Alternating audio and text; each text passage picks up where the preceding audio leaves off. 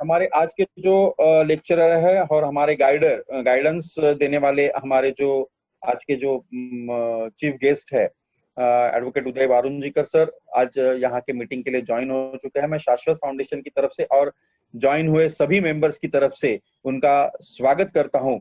और गए 30 साल का जो एक्सपीरियंस है उनके पास ये कोऑपरेटिव सेक्टर का, वो हमारे साथ में आज एक कोविड के सिचुएशन में कैसे काम किया जाए उसके बारे में वो शेयर करेंगे, हमें गाइडेंस करेंगे कि आफ्टर कोविड या ड्यूरिंग दिस सिचुएशन सभी डेट एक्सटेंड हो चुके हैं तो हम कैसे काम करें। तो मैं उदय सर जी को विनती करता हूं कि आपका जो मार्गदर्शन है, आपका जो लेक्चर है, ये मीटिंग में चालू कीजिए। नमस्कार। आप सभी लोगों को ऐसे स्थिति में मिल पाऊंगा ये मैंने भी नहीं सोचा था, शायद आपने भी नहीं सोचा होगा। शाश्वत फाउंडेशन जिन्होंने मुझे बुलाया और आपके साथ जुड़ने का मौका यहाँ पर प्रोवाइड किया, ये सब देखकर सबसे पहले उनको मैं बहुत धन्यवाद देना चाहूंगा। और साथ में वकील होने के नाते और हम सब बंबई एरिया में रहते हैं तो इसके वजह से जो 3 भाषा मुझे जो आती है, एक तो इंग्लिश जो माननीय उच्च न्यायालय की भाषा है, दूसरी हिंदी जो राष्ट्रभाषा है, और तीसरी मराठी, क्योंकि 1965 में जो कानून बनाया गया था उसकी वजह से महाराष्ट्र में सभी गवर्नमेंट ऑफिसेस का जो कारोबार है वो कारोबार मराठी में, तो इसके वजह से इन तीनों भाषाओं का मैं इस्तेमाल करूंगा। मुझे आशा है कि आपको समझने में कोई कठिनाई नहीं हो। जो सब्जेक्ट है वो तो अंग्रेजी में दिया गया था। There are 3 things which have been postponed under the cooperative society act: audit, election, AGM, and then what next? That was a topic. Shashwat Foundation and along with that Sahkar Bharati both took initiative. On behalf of Sahkar Bharati, Surve madam spoke with me and she expressed the concern और साथ में क्या समस्याएं है ये भी बताया। तो इसकी वजह से मैंने झट से कह दिया कि ये जो आप जो सब्जेक्ट बोल रही है इसके बारे में जरूर बात करना चाहूंगा। Therefore, let us go back to the statute book. 1960 में ये कानून बनाया गया है। 1960 का कानून होने के बावजूद कई दफा उसमें अमेंडमेंट करनी पड़ी। मैं कई दफा कहता हूं मेरे कई सारे जो भी ऐसे जो लेक्चर्स होते हैं उसमें कि कानून बनाने वाला जो व्यक्ति होता है उसे दूरदृष्टी चाहिए होती है। त्या लेजिस्लेटिव्ह ड्राफ्ट्समनला जर का दूरदृष्टी नसेल तर तो जो काही कायदा तयार केलेला आहे त्याच्यात वारंवार दुरुस्ती करावी लागते। आणि आत्ताची जी परिस्थिती आहे त्याच्यामध्ये सुद्धा लागलेली आहे। आपल्याला कदाचित माहिती नसेल की ऑर्डिनन्स या कोऑपरेटिव्ह सोसायटी ऍक्ट मध्ये आता या सगळ्या लॉकडाऊन आणि अनलॉक फेज याच्यामध्ये सुद्धा पारित करावा लागलेला होता। So let us go back to the main issue. 1960 the act 1960 act was required to be amended from time to time। उसके बाद आ गए 1961 के rules. I am giving a framework. कानून की जो चौकट है वो कानून की चौकट पहले आ गई, फिर रूल्स की चौकट आ गई, that is 1961 rules. Then the third thing comes, namely the model bylaws which are adopted by the society.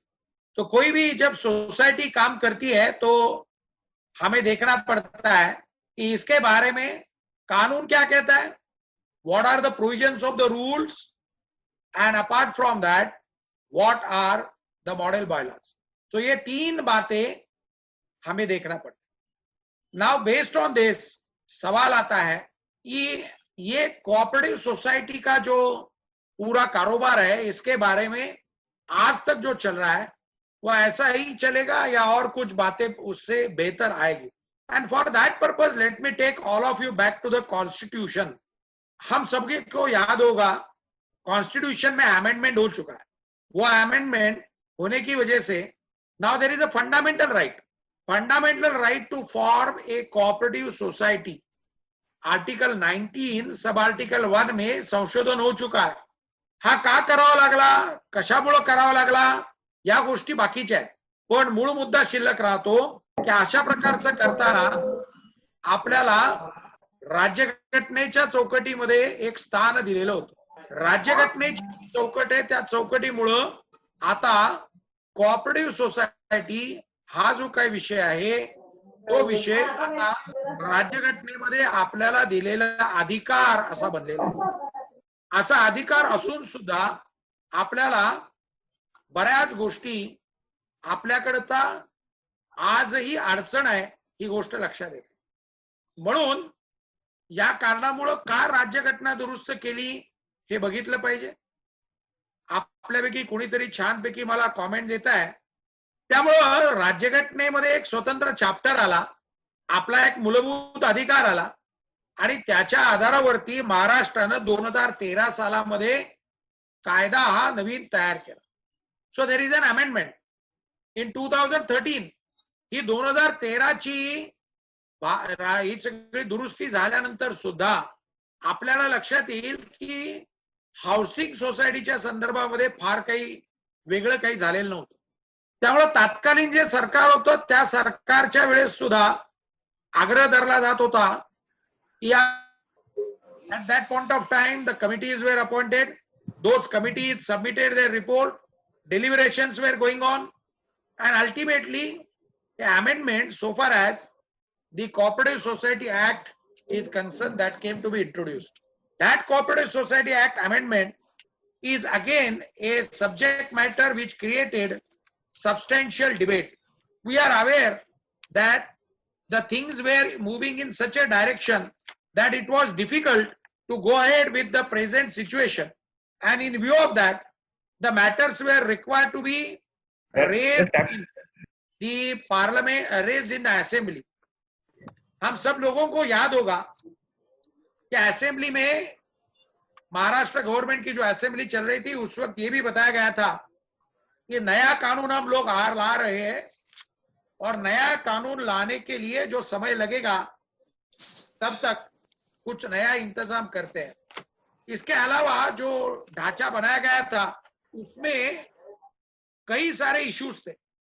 हम लोगों को याद होगा कि ऑर्डिनेंस 2018 में पहले इशू किया गया था, फिर वो ऑर्डिनेंस लैप्स हो गया, ऑर्डिनेंस लैप्स होने के बाद फिर वापस नया ऑर्डिनेंस और फिर वापस गैजेट होकर ये नया कानून बन गया, जिसकी वजह से एक नया चैप्टर कॉन्स्टिट्यूशन में कोऑपरेटिव सोसाइटी एक्ट में आ चुका है। कॉन्स्टिट्यूशन की जब मैं बात करता था तो जो भी कोई व्यक्ति इच्छुक है वो लिख सकते हैं। There is a chapter 9 capital B in the framework of a constitution. There is a separate chapter. राज्यघटनेच्या पुस्तकामध्ये आता चॅप्टर 9 कॅपिटल ब हा नवीन आलेला आहे, ज्याच्यामध्ये 243 ZH पासून 243 ZR या प्रकारच्या राज्यघटनेमधले अनुच्छेद आपल्याला बघायला मिळतात। आणि जसं मी म्हटलं तसं 19(1) क हा राज्यघटनेमध्ये आपल्याकरता बघायला मिळतो। हे सगळं असून सुद्धा 2013 ची अमेंडमेंट असून सुद्धा आपल्या लक्षात येतं की कोऑपरेटिव्ह सोसायटी करता काही विशेष काही नव्हतं आणि म्हणून हा नवीन एक चॅप्टर या नवीन कायद्यामध्ये समाविष्ट करण्यात आला। आणि हा जो काही समाविष्ट करण्यात आलेला जो चॅप्टर होता या चॅप्टर मध्ये काय काय आहे आणि काय काय नाही याची एक मोठी यादी होती। त्यामुळे ज्यांना शक्य आहे त्यांनी लिहून घ्या की त्यांनी आपल्याकडं 154 कलमानंतर दुरुस्ती झाली, ती म्हणते 154 ब चा 1 हा डेफिनेशन त्याच्यामध्ये देतो आणि त्याच्या बरोबरीने एक मोठी यादी देतो की जुन्या कायद्यामधलं काय काय आपल्याला ऍप्लिकेबल आहे आणि काय काय ऍप्लिकेबल नाहीये। आणि आपल्या सगळ्यांच्या माहिती करता मी एक चक्क यादी तयार करून ठेवलेली होती की काय काय ऍप्लिकेबल आहे। आपल्याला आता स्क्रीनवरती दिसत असेल की एक मोठी यादी आहे की काय काय ऍप्लिकेबल आहे, काय काय ऍप्लिकेबल नाही। म्हणजे मग काय होतंय की जुना कायदा आपण बघायचा, जुन्या कायद्यामधल्या तरतुदी बघायच्या, त्या तरतुदींमधल्या कुठल्या तरतुदी आपल्याला लागू आहेत त्या बघायच्या आणि मग त्या सगळ्या बघितल्यानंतर मग आपल्या लक्षात येईल की हे लागू आहे का नाही याचा त्याच्यामध्ये निर्णय घ्यायचा असतो. ही झाली साधी सोपी प्रक्रिया वाटणारी, पण प्रत्यक्षात तसं घडत नाही. त्यामुळे कायद्याच्या पुस्तकामध्ये एक नवीन चॅप्टर आल्यानंतर सुद्धा तो जो काही नवीन चॅप्टर आलेला आहे त्यामुळं थोडासा गोंधळ निर्माण झाला. पण जो मुद्दा आजच्या संपूर्ण व्याख्यानाकरता आहे त्या मुद्द्याच्या संदर्भामध्ये मात्र जुन्या ज्या तरतुदी होत्या त्या तरतुदी आपल्याला तिथल्या ज्या होत्या त्याच्याबरोबर नवीन तरतुदी या सुद्धा बघायला लागतात. आपल्याला आठवत असेल तर पूर्वी अ वर्ग, ब वर्ग, क वर्ग आणि ड वर्ग या प्रकारच्या आपल्या सगळ्या सहकारी गृहनिर्माण संस्थांचं वर्गीकरण झालेलं होतं based on the number of the members. त्यातला जो 200 होता तो आता 250 झाला. म्हणजे 250 पेक्षा कमी ज्या काही सभासद असणाऱ्या ज्या गृहनिर्माण सहकारी संस्था आहेत त्या बहुसंख्य आहेत. आकडेवारीच्या भाषेत बोलायचं झालं तर साधारणतः 82,000 एवढ्या 83,000 एवढ्या अंदाजे गृहनिर्माण सहकारी योजना या सगळ्या संस्था अख्ख्या महाराष्ट्रात आहेत. आणि आपण मुंबई MMRDA रिजन मध्ये आहोत त्यापैकी म्हणजे 83,000 पैकी 80,000 ते 88,64 म्हणजे साधारणतः 65,000 अंदाजे एवढ्या कॉपरेटिव्ह हाऊसिंग सोसायटी या मुंबई, ठाणे, वसई, कल्याण, पनवेल, नवी मुंबई या सगळ्या भागामध्ये आपल्याला बघायला मिळतात. त्यामुळं महाराष्ट्रामध्ये जी काही या संपूर्ण विषयामुळे जी समस्या निर्माण होते ती या विशेष करून या एरियामध्ये बघायला मिळते. काय बरं समस्या आहे तो पहिल्यांदा आपण बघूया इलेक्शनच्या संदर्भातलं.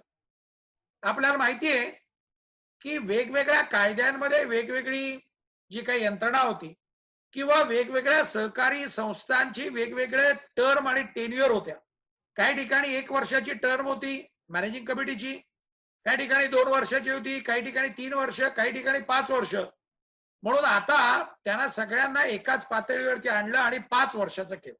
त्यामुळे 2013च्या निवडणुका ज्या नवीन कायदा आला त्याच्यानंतर निवडणुका होणं अपेक्षित, त्याच्याकरता स्वतंत्र अशी निवडणूक यंत्रणा उभी केली, इलेक्शन अथॉरिटी.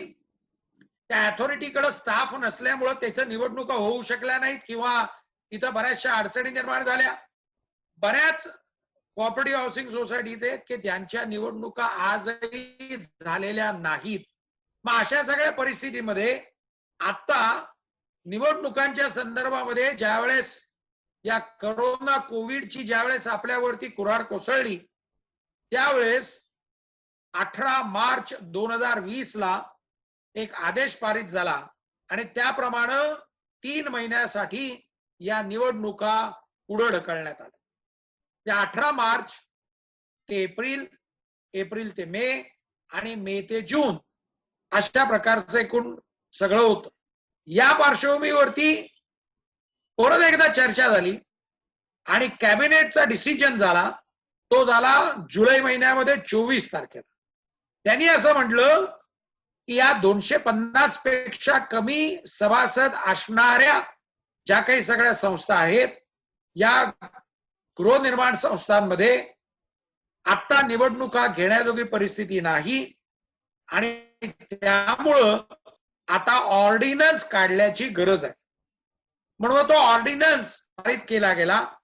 आपल्याला माहिती आहे की ऑर्डिनन्स हा राष्ट्रपती महोदयांच्या ज्या काही व्यवस्था असते त्यातून तो निर्माण होत असतो. त्याप्रमाणे ऑर्डिनन्स हा पारित करण्यात आला. तो झाला मराठीमध्ये त्याचं पुस्तक आपल्याकडे उपलब्ध आहे, त्याचा प्रत, आणि इंग्लिश मध्ये सुद्धा आहे. त्याप्रमाणे जुलै महिन्यामध्ये ऑर्डिनन्स आला.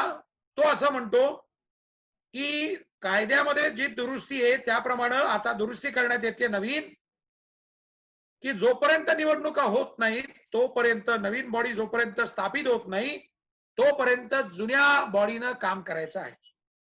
त्याचप्रमाणे या कायद्यामध्ये अशी देखील दुरुस्ती करण्यात आली, हा ऑर्डिनन्स 6 महिन्याकरता असेल. हा ऑर्डिनन्स जो काही आहे तो त्याच्यामधली जी मुदत आहे ती वाढवून घेणं शक्य असू शकतं. अशा प्रकारची तरतूद या जुलै महिन्यामधल्या ऑर्डिनन्सनं केली. हा जो काही ऑर्डिनन्स होता तो दुर्दैवानं आपल्यापैकी अनेक लोकांना माहिती नाहीये. त्याच्यामुळं कमीत कमी 6 महिने या जुलै महिन्यापासून निवडणुका पुढे गेलेल्या आहेत. आपली अपेक्षा अशी आहे की आता कोविडची परिस्थिती सुधारतीये, त्यामुळे सुधारलेल्या परिस्थितीमध्ये हळूहळू आता परिस्थिती पूर्ववत होईल आणि त्यामुळं आता जो काही कोविडच्या बाबतीमधला जो ऑर्डिनन्स होता तो रद्दबातल होईल आणि नवीन जी काही यंत्रणा आहे ती यंत्रणा आता निवडणुका घेऊ शकेल अशी अपेक्षा आहे. ही झाली आत्ताची सत्य परिस्थिती. समजा जर काही झालं नाही तर परत एकदा ऑर्डिनन्स काढून आपल्याला परत हे जो काही नियम आहे हा नियम वाढवावा लागू शकतो, कारण ऑर्डिनन्सची मुदत फक्त 6 महिन्याची आहे.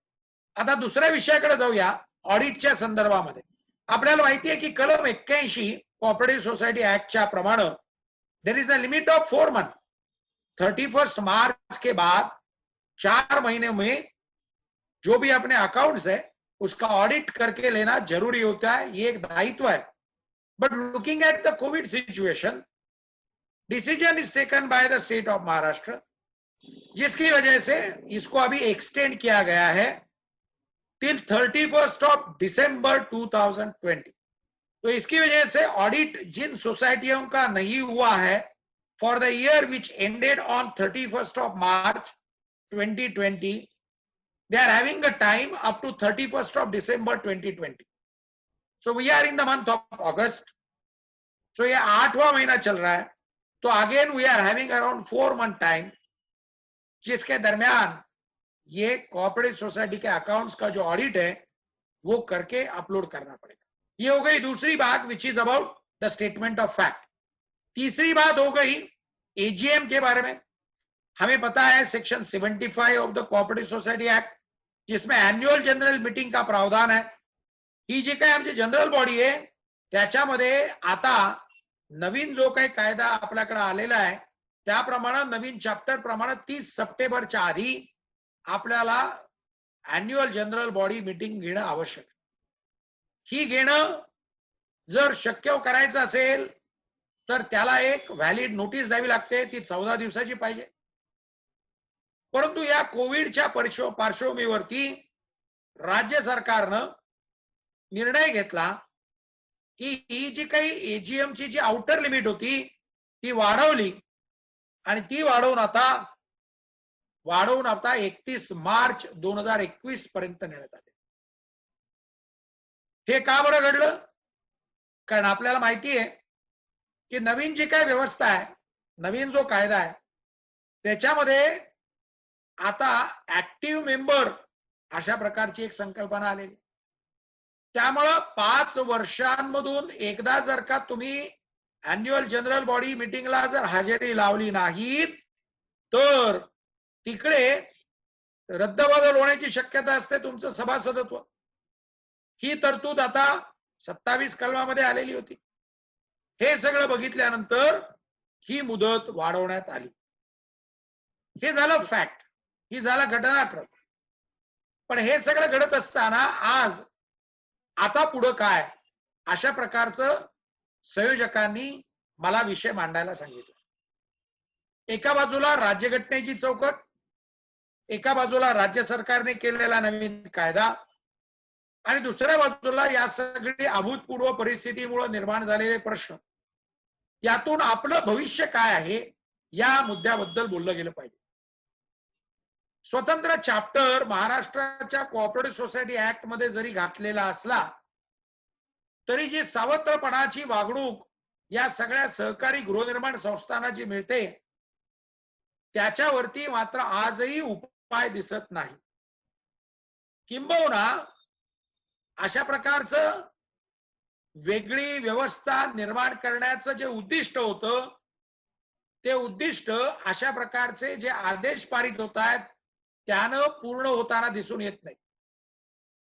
मी हा मुद्दा जरा थोडासा विश्लेष करून सांगतो, जरा सविस्तर सांगायचा प्रयत्न करतो. आपण कोऑपरेटिव्ह सोसायटीचा एक स्वतंत्र चॅप्टर का आणला, त्याच्याकरता आग्रह का धरला?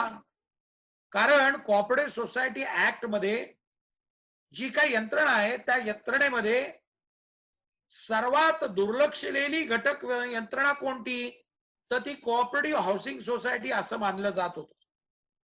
म्हणजे कोऑपरेटिव्ह बँकांना प्राधान्य मिळतं, कोऑपरेटिव्ह सूतगिरण्यांना प्राधान्य मिळतं, कोऑपरेटिव्ह शुगर फॅक्टरींना प्राधान्य मिळतं, कोऑपरेटिव्ह पतपेढ्यांना प्राधान्य मिळतं. पण सर्वात दुर्लक्षलेली घटक म्हणजे कुठला, तर तो म्हणजे कोऑपरेटिव्ह सहकारी गृहनिर्माण संस्था. So therefore, if we are neglected, therefore there was a demand to create a separate mechanism. That separate mechanism was the reason for introduction of the new system. पण असं असून सुद्धा हा ऑर्डिनन्स असो, एजीएम असो, ऑडिटचे जे काही नियम असो, या नियमांच्या संदर्भामध्ये आपल्याला स्वतंत्र असं काही त्यांनी केलेलं दिसून येत नाही. There is no separate arrangement for all of us, and therefore there is a feeling. आणि म्हणूनच सगळ्यांच्या मनामध्ये परत असंच वाटतं की अजूनही परत तोच डाव, तोच खेळ, तेच येरे माझ्या मागल्या, अशा प्रकारची परत अवस्था निर्माण झालेली दिसते. अर्थात अजून एक दोन गोष्टी आपल्याला सांगितल्या पाहिजेत. एक म्हणजे आत्ताचे जे आपले सहकार आयुक्त आहेत अनिल कवडे साहेब, यांच्या सहीनं एक पत्र बाहेर पडलं, ज्यांनी डेप्युटी रजिस्ट्रार साहेबांना सांगितलं की आता या सगळ्या सहकारी गृहनिर्माण संस्था आहेत, त्यांना आता डिजिटल पद्धतीनं काम करायला तुम्ही प्रवृत्त करावं, आणि त्यांनी डिजिटल पद्धतीनं घेतलेले जे काही निर्णय असतील त्या निर्णय हे वैध ठरवण्यात यावेत.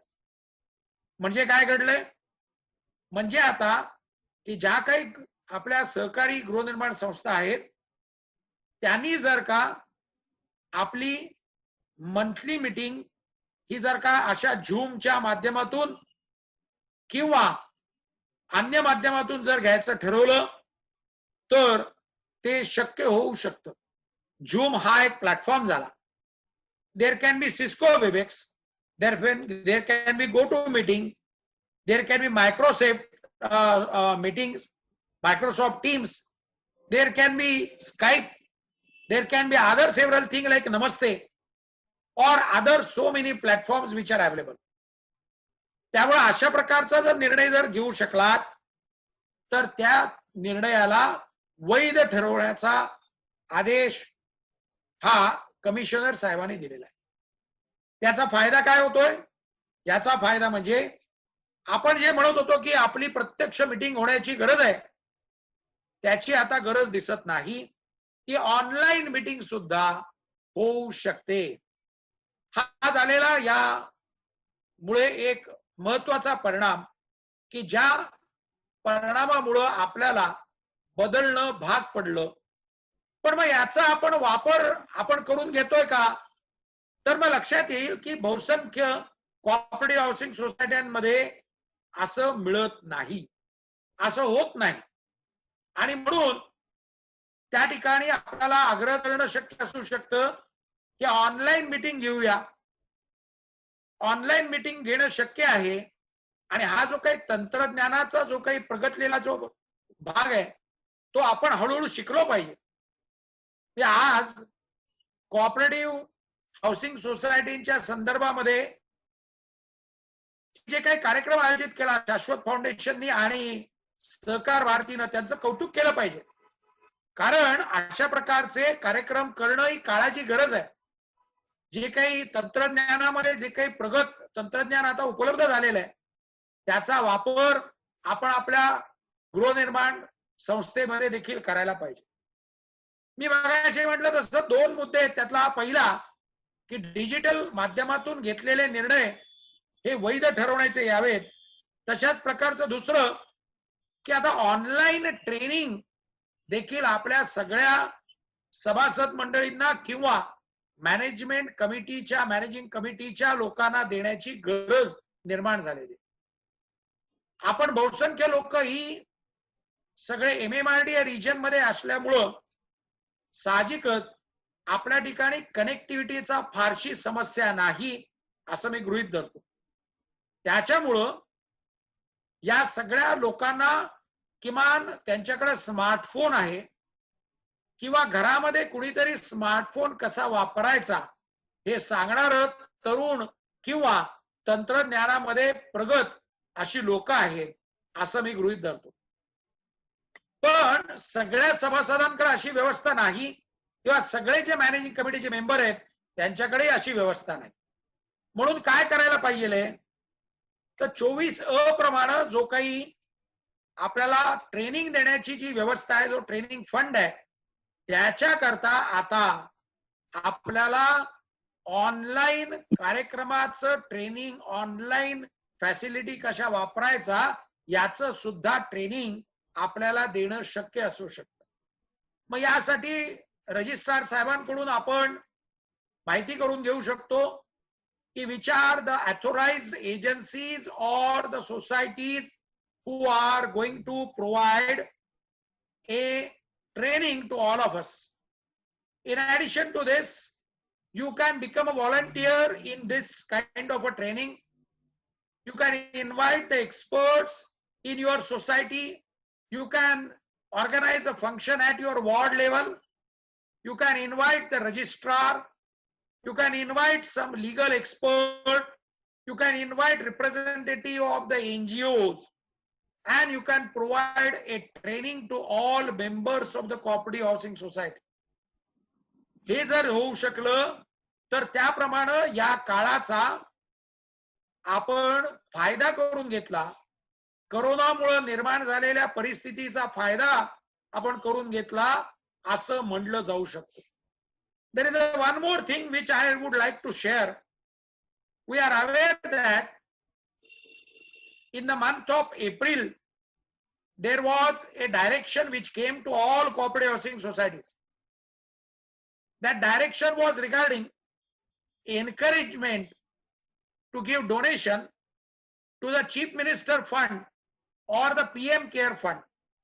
आपल्याला माहिती आहे हे दोन फंड की ज्या संदर्भामध्ये कोविडच्या विरोधामध्ये लढण्यासाठी म्हणून सरकारने केलेलं जे आव्हान होतं त्याप्रमाणे कोऑपरेटिव्ह हाऊसिंग सोसायट्यांनी जे काही डोनेशन द्याल ते डोनेशनला सेक्शन 69 प्रमाणे त्याला एक्झम्प्ट केलेलं होतं. अशा प्रकारचे डायरेक्शन आल्यानंतर काही सहकारी संस्थांच्या पदाधिकाऱ्यांनी आमच्यासारख्या वकिलांबरोबर संपर्क साधला. They started asking whether it is mandatory, whether it is compulsive. हे बंधनकारक आहे का, हे आपल्याला करायलाच पाहिजे का? कारण रजिस्ट्रार साहेबांकडून वारंवार आपल्याकडे आग्रह होत होता, फोन येत होते, अहो साहेब डोनेशन पाठवा, काहीतरी तरी पाठवा. मग खाजगीमध्ये लक्षात यायला लागलं was a target which was given to the each registrar which was unofficial target, and therefore they were trying to collect more and more donation from the chief minister or the PM Care Fund. आपल्यापैकी काही सहकारी संस्थांनी दिलं पण असेल किंवा नसेल, आपण आपला निर्णय घ्यायचा असतो किती पैसे द्यायचे किती नाही द्यायचे. सहकारी संस्थांची परिस्थिती चांगली आहे त्यांनी निश्चितपणे आपल्याला जमेल तसं खारीचा वाटा म्हणून याच्यात दिला गेला पाहिजे असं मला वाटतं. सगळे अमेंडमेंट, हे सगळे डायरेक्शन, या सगळ्या ऑर्डिनन्सेस कुठे बघायला मिळतात हा देखील आपल्या सगळ्यांच्या मनामध्ये निर्माण झालेला प्रश्न आहे. तो प्रश्नाचं उत्तर आपल्याला दिलं गेलं पाहिजे. मी कायम म्हणत असतो, वारंवार अनेक व्यासपीठावरती सांगत असतो, there is a need for establishment of a central depository. अशी एक गरज आहे की ज्या ठिकाणी अशा प्रकारचे सगळे आपल्याला मार्गदर्शक सूचना, आदेश, गव्हर्नमेंट रिझोल्युशन ज्याला आपण शासन आदेश म्हणतो, ऑर्डर्स सेक्शन 154 प्रमाणे ऑर्डर्स पारित केल्या जाऊ शकतात त्या, किंवा डायरेक्शन, ऑर्डिनन्सेस ज्याला आपण अध्यादेश म्हणतो, हे सगळे एकत्र मिळायला पाहिजे. मग शाश्वत फाउंडेशन असेल किंवा सहकार भारती असेल यांनी पुढाकार घेऊन अशा प्रकारचे सगळे ऑनलाईन प्रोव्हाइड करणं हे शक्य असू शकतं, पण हे आजही अवेलेबल आहे. These all things are available in the social media. आपल्याकडे असणारा जो स्मार्टफोन आहे, त्या स्मार्टफोन मधली जी गुगल मावशी आहे किंवा जे अन्य सर्च इंजिन आहे याच्यावरती जर शोधलात तर आपल्याला मिळू शकतं. किंवा या फील्डमध्ये काम करणारे जे काही स्वयंसेवी संघटना आहेत त्यांच्याकडे देखील आपल्याला मिळू शकतं. मी संयोजकांकडे माझ्याकडे असणारे जे मटेरियल आहे ते मी देतो, जेणेकरून आपण सहकार भारतीच्या सुर्वे मॅडम असतील किंवा चौकीदार म्हणून जे आत्ताचे मला ओळख करून देणारे होते त्यांना आपण भेटू शकता. त्यांच्याकडे तो निश्चितच मिळेल आणि तिथून ते आपण आपल्या वैयक्तिक जो काही आपला मोबाईल आहे किंवा लॅपटॉप आहे तिथे ते मिळवू शकतो. हे सगळं आपण स्वतःला अपडेट ठेवलं पाहिजे, कारण सहकारी गृहनिर्माण संस्थांचे पदाधिकारी म्हणजे आपल्याला सगळ्यांना बिनपगारी आणि फुल अधिकारी असं म्हटलं जातं. There is a English phrase which is called as this is a thankless job. आपण म्हणता ती गोष्ट खरी आहे, पण हे करताना सुद्धा आताची जी काही परिस्थिती आहे ती परिस्थिती बघता आपल्याला हे सगळं आता तंत्रज्ञान आपण शिकून घेतलं पाहिजे. काही लोकांचा असा देखील प्रश्न त्यांनी विचारलेला होता की तारीख पे तारीख अशा प्रकारच्या पद्धतीप्रमाणे there is a postponement of the election. कितीतरी गृहनिर्माण सहकारी संस्थांच्या निवडणुका 5-5 वर्षापेक्षा जास्त वर्ष पुढे ढकलले गेलेले आहेत. Therefore, they were asking whether we can challenge that ordinance before the Honorable High Court. कारण महाराष्ट्रामध्ये सरसकट जर परिस्थिती बघितली तर कितीतरी ठिकाणी कोविड फारसा पसरलेला नाहीये, मग त्या ठिकाणच्या निवडणुका होणं शक्य आहे का, अशा प्रकारचा त्यांचा युक्तिवाद होता. So I suggested them that if you want you can challenge this ordinance, but it will be an ultimate individual decision. काही लोकांनी हे पण विचारलेलं होतं की साहेब ऑडिट करायचंय, मग पुढच्या वर्षी आम्हाला दोन्ही वर्षाचं एकत्र करावं लागेल का, कारण पुढच्या वर्षाचं 31 मार्च पर्यंत तर आम्हाला हिशोब सगळे पूर्ण करायचे. त्यांना सांगितलं पाहिजे की ऑडिट हे वेगळं असतं.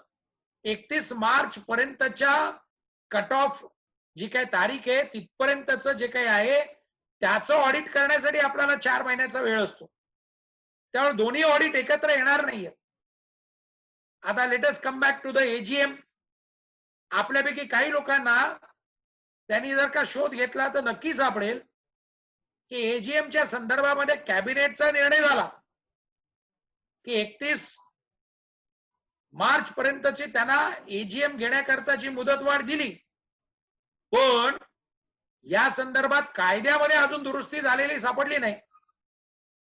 सो देअरफॉर जर तुम्हाला तुमची एजीएम घ्यायची असेल तर जोपर्यंत दुरुस्ती होत नाही प्रत्यक्षात तोपर्यंत तुम्ही एजीएम घेऊ शकता, किंवा त्याचा जर ऑर्डिनन्स जर लगेच निघाला तर त्या ऑर्डिनन्स प्रमाणे तुम्ही आता वेळ तुम्हाला मिळतोय त्याच्यामध्ये तुम्ही एजीएम घेऊ शकता. त्यामुळे जो काही कन्फ्युजन आहे ते कन्फ्युजन दूर होण्यासाठी मी आता हे सविस्तर सांगितलं की now there is a decision to postpone the outer limit for conducting annual general meeting. पण हे जे काही आहे याचं प्रत्यक्ष आदेश अजून बघायला मिळत नाही. There is a cabinet decision only. त्यामुळे आपल्यापैकी काही लोकांनी त्याचा पाठपुरावा सुद्धा करायला हरकत नाही की अशा प्रकारचा निर्णय कॅबिनेटचा झालाय. So therefore please issue an ordinance, promulgate an ordinance. कारण कायद्यात दुरुस्ती करायची, कमिशनर साहेबांना अधिकार नाही आहेत कायद्यात दुरुस्ती करायला, सरकारला अधिकार नाही आहेत कायद्यात दुरुस्ती करायला. त्याचे अधिकार हे विधिमंडळाला आहेत, लेजिस्लेटिव्ह काउन्सिलला, असेंब्लीला, किंवा ज्यावेळेस संसदेचं किंवा विधिमंडळाचं अधिवेशन नाही त्यावेळेस राज्यघटनेच्या तरतुदीप्रमाणे राष्ट्रपती किंवा गव्हर्नर यांना राज्यपालांना अधिकार असतात. सो जसा आता एक ऑर्डिनन्स निघाला इलेक्शनच्या संदर्भामध्ये, तशा प्रकारचा ऑर्डिनन्स हा आता एजीएमच्या संदर्भात सुद्धा निघण्याची शक्यता आहे. आपल्याला मला एक अजून आवाहन करायचं, कमिशनर फॉर कोऑपरेशन यांची वेबसाईट आहे, ती वेबसाईट सुद्धा आपण वारंवार तिथं व्हिजिट करायला पाहिजे. तिथे आपल्याला लक्षात येईल की वेळोवेळी पारित झालेले गव्हर्नमेंट रिझोल्युशन, वेळोवेळी पारित झालेले आदेश हे आपल्याला बघायला मिळतात. आपण स्वतःला अपडेट ठेवण्यासाठी तिथं पण जाऊ शकता, तिथून माहिती मिळवू शकता. ये सब होने के बाद मुझे लगता है कि कोऑपरेटिव सोसाइटी में जिस कारण से, जिस उद्दिष्ट से नया चैप्टर इंट्रोड्यूस किया गया था, उसको देखते हुए we are expecting that there will be a separate, immediate, separate and distinct mechanism for cooperative housing society. सहकारी संस्थांच्या निवडणुकांकरता स्वतंत्र यंत्रणा केली, पण हाऊसिंग करताची स्वतंत्र यंत्रणा नाही झाली. त्याचा परिणाम असा झाला की अनेक सोसायट्यांच्या निवडणुका होऊन गेल्या, पण कोऑपरेटिव्ह सोसायट्यांच्या निवडणुका बऱ्याचशा प्रमाणात प्रलंबित राहिल्या. ऑडिट करता स्वतंत्र व्यवस्था नाही झाली. ऑडिट करता सुद्धा जे काही आपले सर्वसाधारण बाकीच्या सोसायट्यांकरताची व्यवस्था होती, तीच व्यवस्था इथं पण लागू झाली आणि म्हणून आपल्याला ऑडिट करता देखील थांबावं लागलं. एजीएमचे नियम जे अन्य सोसायट्यांना आहेत तसेच नियम थोड्याफार प्रमाणामध्ये आपल्याकडे लागू झाले आणि म्हणून आता परिस्थिती बदलतीये. नवीन चॅप्टर निर्माण झालेला आहे, कायदा बदललेला आहे, पण ते काही पुरेसं नाहीये. म्हणजे मग इलेक्शन असेल, एजीएम असेल, ऑडिट असेल, याच्या निमित्तानं आपल्या लक्षात आलं की हा जो नवीन चॅप्टर जो आपल्याला दिलेला होता कोऑपरेटिव्ह हाऊसिंग सोसायटीच्या संदर्भातला, या चॅप्टरच्या संदर्भात देऊन सुद्धा आपले प्रश्न तसेच बाकी आहेत. त्यामुळे कदाचित आता परत एकदा संघटित व्हायला पाहिजे, परत एकदा आंदोलन करायला पाहिजे, परत एकदा सरकारकडे आग्रह धरला पाहिजे की आम्हाला जी काही तुम्ही कायद्यामध्ये अनेक तरतुदी आम्हाला लागू केल्या आणि अनेक तरतुदी लागू नाही केल्या, हा जो काही चार्ट दिलेला आहे त्या चार्ट मधून आता आम्हाला मोकळं करा आणि आमच्या करताची स्वतंत्र अशी यंत्रणा उभी करा किंवा स्वतंत्र असा कायदाच पारित करा, जेणेकरून आमची योग्य प्रकारे व्यवस्था ठेवली जाऊ शकते. Therefore, this was answer to the question which was posed by the organizers. जिन्होंने ये कार्यक्रम आयोजित किया है उन्होंने पूछा था ऑडिट, इलेक्शन, एजीएम ये सब पोस्टपोन हो गया, इसको तारीख मिल गई, अब आगे क्या? तो मुझे लगता है इसका जवाब मैं दे चुका हूं. ये जो भी है इसके वजह से we will have to come together, we will have to organize, we will have to make our demand once again that there is a need for a separate independent mechanism. Honourable registrar साहब जो है, इनके pass अगर हम जाएंगे तो वो भी overburden है, अगर हम ऑडिटर साहब के पास जाएंगे तो वो भी ओवरबर्डन है. तो इसकी वजह से तो इलेक्शन लेने वाले जो अथॉराइज्ड रिप्रेजेंटेटिव है, इलेक्शन ऑफिसर, वो भी ओवरबर्डन है. तो मुझे लगता है हमारी लगभग 83,000 जो कोऑपरेटिव हाउसिंग सोसाइटीज है, इसके बारे में संपूर्ण स्वतंत्र और निष्पक्ष ऐसी यंत्रणा बनाना ये हमारा फ्यूचर हो सकता है. Otherwise the same thing which we all were facing, otherwise जो पहले पुराने पन्ने पर जो चालू थी वही बात आगे चालू हो जाएगी, ऐसा मुझे डर है. इसलिए ये मैंने आपके सामने मेरा जो भी पक्ष था वो पक्ष आपके सामने रखा है। जैसा ऑर्गेनाइजर्स ने कहा है ऐसा आप अभी आपके जो सवाल है वो टाइप कर सकते हैं। कुछ मिनटों के बाद या कुछ सेकंडों के बाद आपके सवाल है उसका जवाब ढूंढने का हम प्रयास जरूर करेंगे। ये जो भी मेरा आपके साथ जो संवाद था इसको अभी मैं खत्म करता हूं। वापस एक दफा आप सबको शुभकामनाएं देता हूं। आप सब लोग स्वस्थ रहे, जरूरत होने पर ही बाहर जाए, खुद को अच्छी तरीके से रखे, ये आपको शुभेच्छा देता हूं। ऑर्गेनाइजर्स, शाश्वत फाउंडेशन तथा सहकार भारती, इनको मैं वापस उनको धन्यवाद अदा करता हूं। धन्यवाद।